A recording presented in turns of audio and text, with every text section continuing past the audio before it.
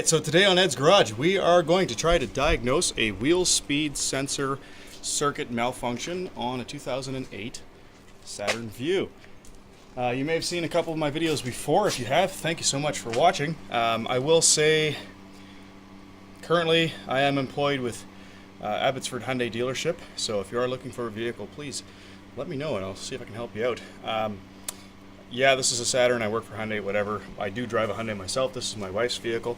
But what we're going to do today is we're going to pull off the rear right wheel, look at the wheel speed sensor, see if we can figure out what's going on.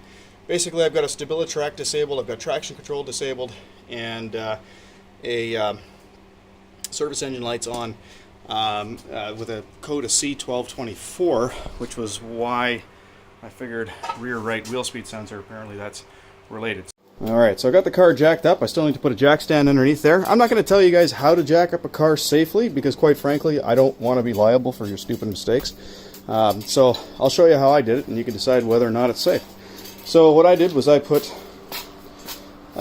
wheel blocks on both sides of one of the front wheels so that it can't roll forwards and backwards. I've got the jack right underneath a good solid part of the vehicle there. And now I'm going to put a jack stand underneath another good solid part of the vehicle. Now I do need to go up a little bit higher, so let's do that.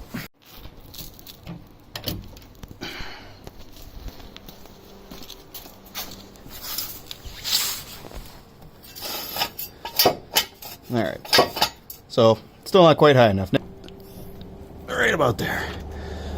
So now the jack is holding up the weight of the car, and the jack stand is basically well, actually it's pretty tight under there as well. But I got enough clearance to pull the wheel off. So both the jack and the stand are holding the vehicle up. Alright? So, again, you do it how you want. Just do it smart. Alright, about to pull the wheel off. I'm going to use my trusty Ryobi impact driver. I'm really a fan of these Ryobi tools. They're good quality, they last long, and batteries are great. So I've got a lithium ion battery. It's 72 watt hours, 18 volts. They're pretty good. I like cheap stuff that works, and this is cheap stuff that works. I don't work for Ryobi, but I really love these tools.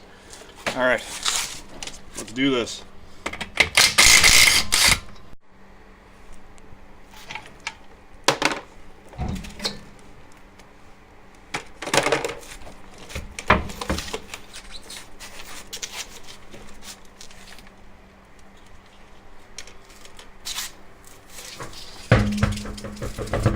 Alright, so got the wheel off. Now basically I'm just going to check all the wiring that goes up to the sensor and check the sensor itself. Remember guys, I'm not a mechanic. I am some guy that just likes to work on shit by himself and pretend I'm a mechanic sometimes. So in this particular one we are going to pull off the rotor hub assembly. This particular vehicle is four-wheel disc brakes. So there's a drum assembly on the inside of this brake rotor for the emergency brake, which means I got to pull this off and we're going to see emergency brake system underneath and hopefully a wheel speed sensor that I can fix. Alright, so let's get at it.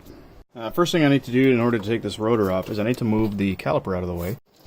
Alright, so this video could actually also be substituted as a how to do your rear brake pads, because I mean essentially I'm going to get right down to the brake pads.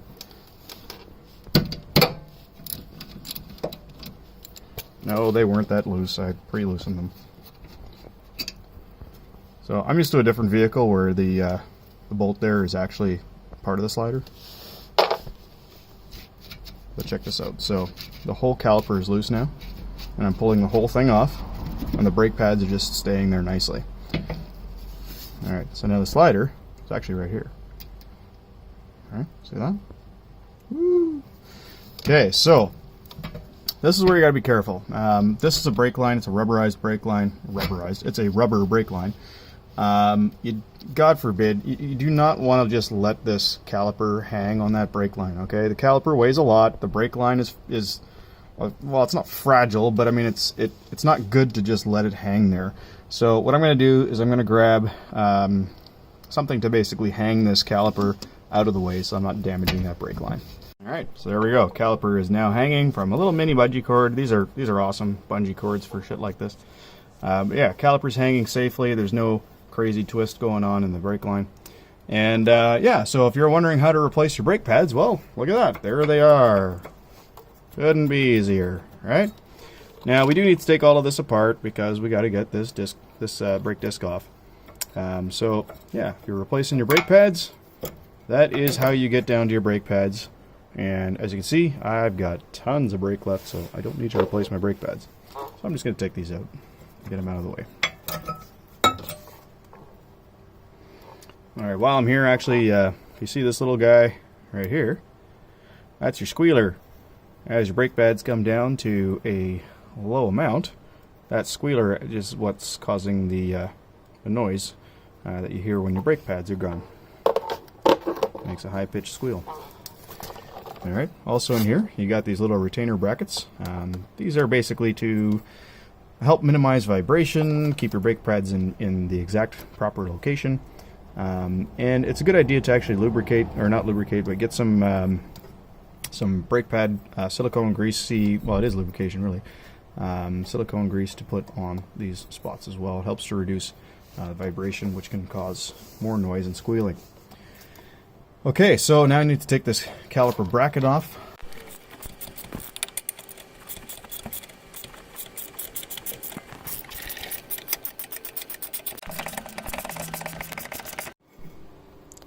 Alright, so the original plan was to pull out the sliders and clean them all up and everything, but I've determined that they're still really good. They still slide beautifully. There's lots of pressure in there actually keeping them in. I don't feel any scraping, any binding or anything like that, so these calipers are fine, or these caliper brackets, the slide pins are fine. They don't need to be disassembled and cleaned at this time.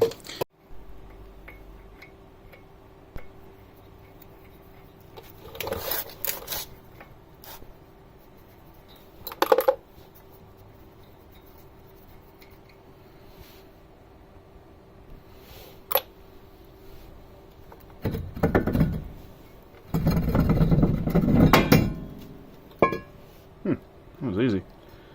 Glad it was that easy. Okay, so we now have access to the brake drum assembly for the emergency brake. Looks like pads are still pretty good. Pad lining on brake drum brakes is generally not as thick as pad thickness for disc brakes. As you can see, quite a difference. But that's okay, because they're not designed to be. Well, what we need to do now is find the wheel speed sensor. Oh God, I do not know. It's coming in right there. It looks like it's.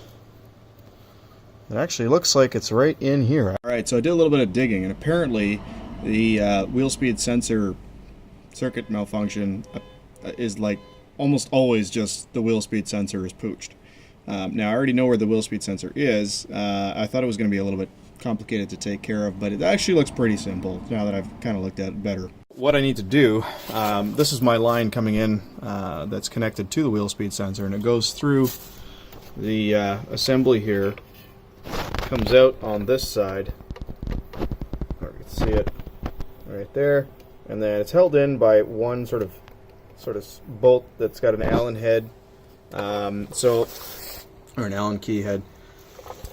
So what I need to do is actually just take off the brake drum assembly pad, the brake pad assembly here, and pull that out. I'm going to try cleaning it first and see what that does. Alright, so to remove brake drum pads, it's the same on every vehicle I've ever seen, pretty much. There's some sort of springing mechanism that pushes the pad inwards, and to release it, there's a little clip right here that you basically turn.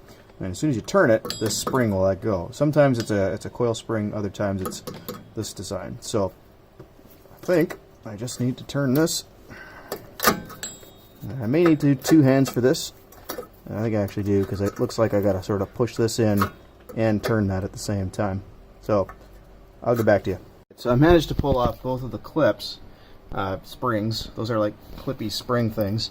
And to my surprise, the actual drum brake pads didn't just explode out in a fury of loose parts. And it actually pulled it forward enough that I can actually get in behind there.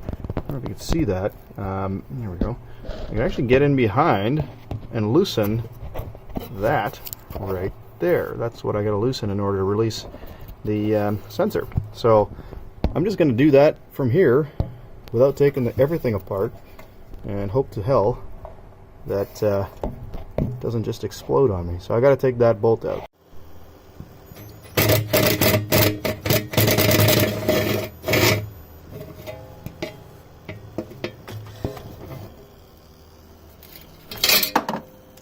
Alright, so trying to get this thing out, trying to pry it out. It's actually quite tight in there. I bashed my knuckle a little bit, but really good thing to do when you slice yourself while working on your car or whatever. Is just ignore it and stop being a whiner. So after some cursing and swearing, I finally managed to get the wheel speed sensor out. Unfortunately,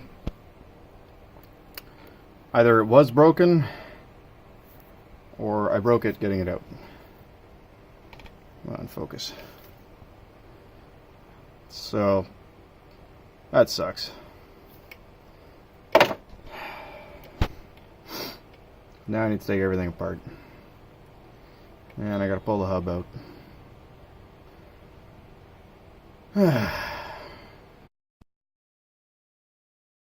So possibly some good news. After having a look at what a wheel speed sensor looks like on the inside of the wheel hub, I think I might be able to get that little bit out of there just using a pick tool like this little tiny screwdriver.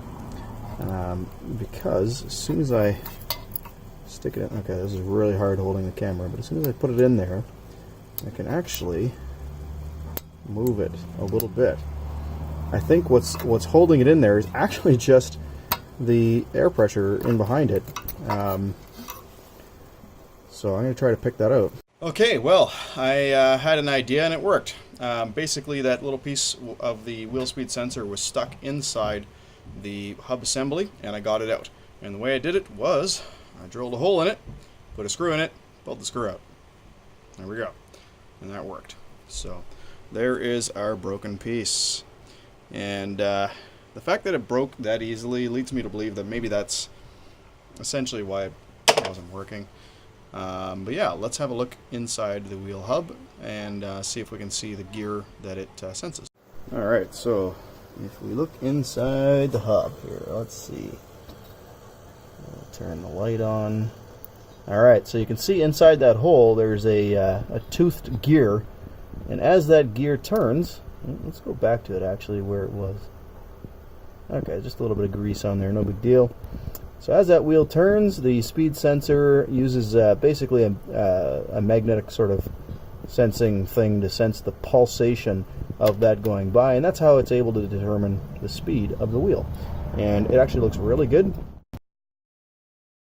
Alright, so it's day 2 of filming for the wheel speed sensor repair. Reason being it's day 2 is because, well, I had to get a new wheel speed sensor, and the place that I got it from, unfortunately, could not get it yesterday. So here's an interesting bit of information. If you are looking for car parts, there's a lot of different places that you can purchase car parts, both in Canada and the United States. Of course, where I live in British Columbia, Canada, we've got such companies as Lordco, TNT Auto Parts, Napa Auto Parts, Fortin's Auto Parts, and also Canadian Tire, to name a few. So those are the ones that are in my hometown, so I tried them all. This is the wheel speed sensor that I picked up. So I want to give you an idea of price discrepancies though. I mean, this is a pretty simple device. It's a magnetic sensor and a wire, and that's pretty much it. It actually came with a screw and a little bit of lithium grease. But here's the thing. So I bought this wheel speed sensor from TNT Auto Parts. Why? Well, the first place that I called was Lordco. The price that they quoted was $67 for a wheel speed sensor that you can get at Rock Auto for 25 bucks. Okay. Second place that I called was Napa Auto Parts. Don't have any accounts with them. They quoted me $81 or $82. Third place that I called was Fortin's Automotive. They quoted, if I remember correctly, it was... Actually, you know what? Fortin's Automotive was $65. Lordco was more expensive. I can't remember the exact number. Canadian Tire, when I called and asked for auto parts, the person that answered, this is the Canadian Tire in my hometown here, the person that answered at the auto parts desk basically answered like this: "Thanks for calling auto parts. Please hold, please. Thank you." Click. And that's last I heard. I waited online for about 5 minutes and gave up and hung up, so they won't earn my business for a while. The last place that I called, or one of the places that I called, was TNT Auto Parts. And I got this piece right here for $47 plus tax. So thank you, TNT Auto Parts, for actually providing quality products for good prices. And I've run into that quite a bit. TNT Auto Parts and Fortin's Automotive seem to usually have the best prices. And the parts are, I don't know, maybe the parts aren't exactly the same, but you know what? For something like this, give me a break. Anyway, so I'm going to go ahead and put that in today. So I got the everything taken off still, so it should be pretty easy to start, and we'll see what we can do. Alright, so here we go. Let's see what we got to do here. Now we've got to basically run the sensor in through the back, through the hole right here. So I got to run it in through there, and then it goes into that spot there and screws in. Pretty simple installation. By the way, guys, if you're wondering what that weird humming noise is, that's my flashlight. It actually has a fan mounted on the inside to keep those LEDs cool. That is 40 watts of LEDs running off a 18-volt lithium-ion battery, thanks to some China LEDs and Ryobi OnePlus. All right, so it should be pretty simple. Let's get this through the hole here. It's amazing how cumbersome this is when you're doing it with one hand while holding a camera, while looking at the camera to make sure that you're actually getting it on video. It can become a little bit, like I said, cumbersome. There we go.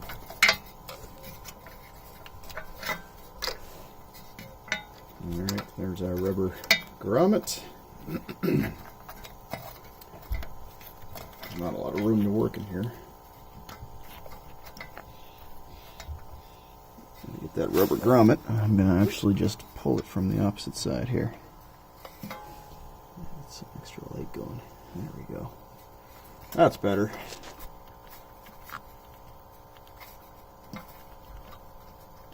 Okay, I think that's in nicely. Alright, so now what I need to do is I need to put a little bit of lithium grease all around, especially around that rubber gasket.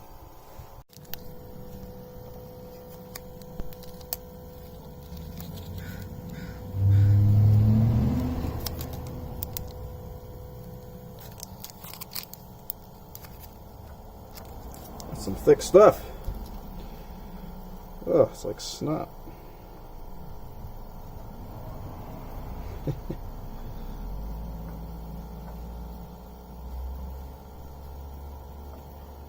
I also noticed that the provided bolt actually already has thread locker on it as well, which is kind of nice.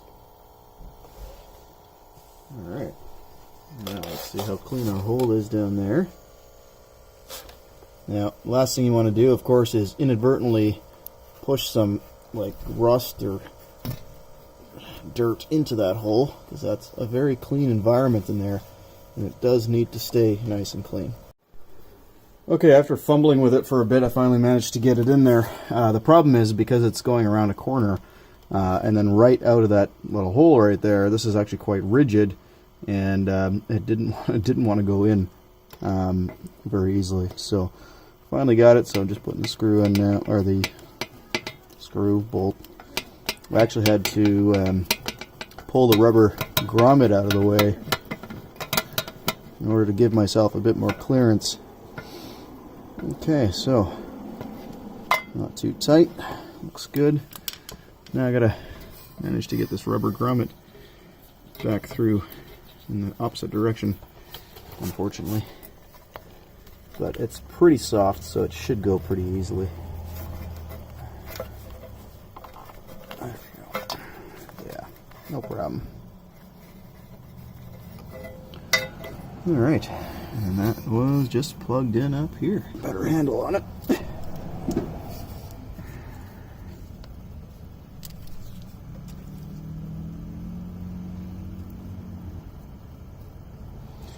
Yeah, that's pretty gooped up. That should do the trick.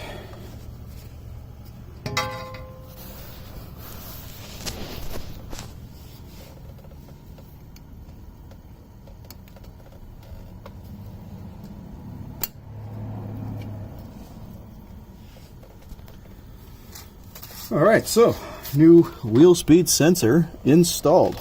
Oh, now it's a matter of getting these drum brake pins back into place. You can see the hole that the pin was through right there. So I'm going to put that in from the back. And then of course it's got to go through the drum brake and through that godforsaken spring in order to hold it in place. That's going to be fun. Alright, I apologize, I had to stop the video for that, but there was no way I was doing that with one hand.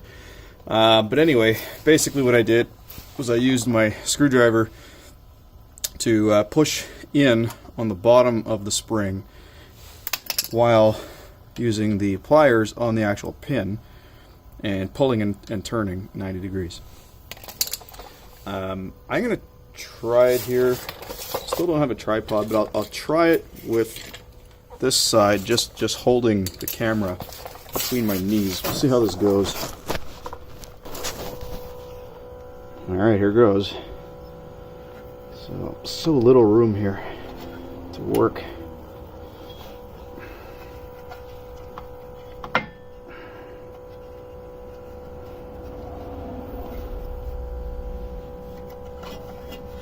So it's got to go through there.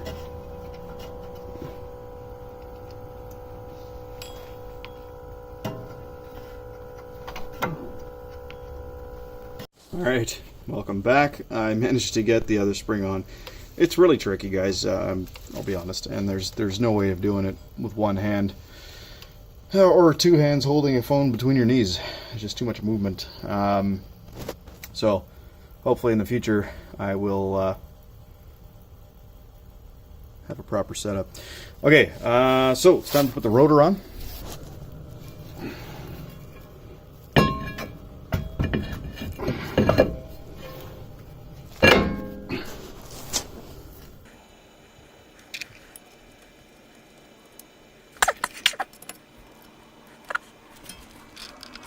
That'll do. Okay, now it's time to put the caliper back on. Alright, I've placed the caliper retainer bracket back into place. Gone ahead and sort of loosely tightened that side. It's not tightened anywhere yet. Just wanted to get it started so that I can actually line this other one up nice and easily.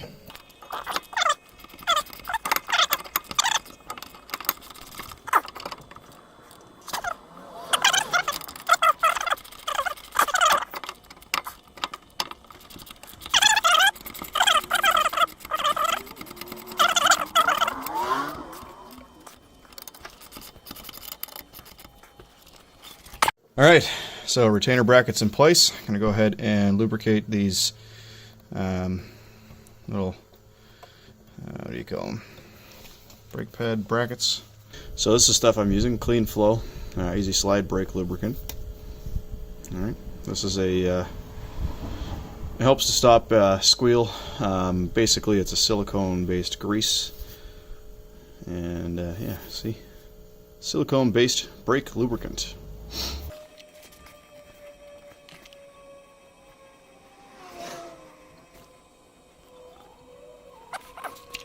There. I also like to put it on the actual back of the pad itself.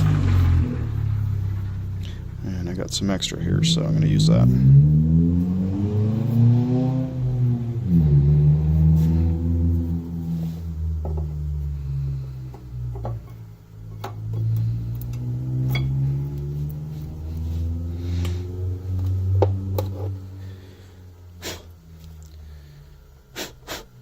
Alright, so, little tip. The brake pad with the squealer on it should always go on the inside. Why? Well, I'll tell you why. Pretty simple, actually. Simple concept. When you have a brake caliper that is not functioning entirely correctly, the side of your brake pads that are going to wear out first, the brake pad that's going to wear out first, is probably going to be the one on the piston side. So on the inside, because that's where the piston is actually coming out. And the last thing you want is for this pad to wear out, and you've been monitoring this pad by looking at it through, you know, the rim or something. So because you can't see this pad very easily, and because it's on the side that the caliper pushes on mainly, it's a good idea to have your squealer on that side. So, a little tip. And I think I learned that simple little tip actually from Eric the Car Guy. So thank you, Eric the Car Guy. Okay, so now our caliper is probably not going to fit right away. Okay, it's not. Well, I'm going to try a little bit of muscle, see if I can get it, because that's all I got, you know. Nope. So it's actually quite tight. I'm going to have to use a C-clamp. Okay, so I got my C-clamp in place. Now it's a little bit of extra work, but what I've done is I've actually got the bottom part of the clamp here going right into the caliper piston, and the reason for that, I'll be more careful, is because I want to push this caliper in evenly. I don't want to push it on the side, you know, one of the sides, because it might skew it. So I'm going to push it in nice and evenly like this. A little bit of extra work, but a little bit safer for your caliper, I think. Now, I could be wrong, but it just seems logical to me. Alright, so not really requiring too much pressure here. You can see that caliper's going back in. So I tried to do it by hand earlier. I have successfully done it by hand in the past. This is like super simple. I'm literally just moving it with fingers. So it doesn't take much. If it takes a lot of effort, then you got a problem with your caliper. There we go. So let's get rid of that clamp. Put our caliper over top of our pistons, or over top of our brake pads. Wow, I'm mincing words today. Not mincing words, mixing words. See? Even that word I mixed.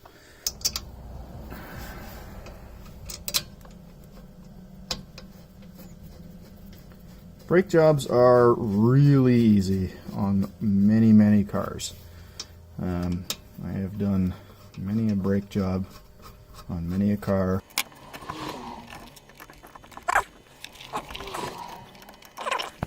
Okay, caliper's back on, and just got to put the wheel on, and then we'll take it for a spin, give it a shot, see what happens.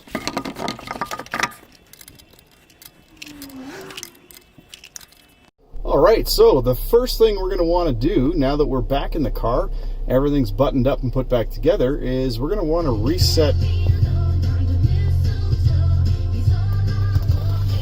Alright, sorry about that. Wife's car, let's not forget. Alright, so the first thing we're going to want to do is reset the system, because it still is showing a service engine light and an ABS light there on the left hand side.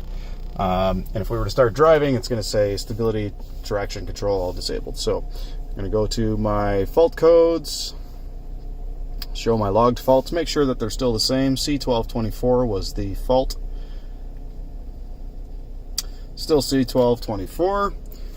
Alright, so let's clear that. Okay, cleared. Alright, so I'm going to shut the car off and turn it back on.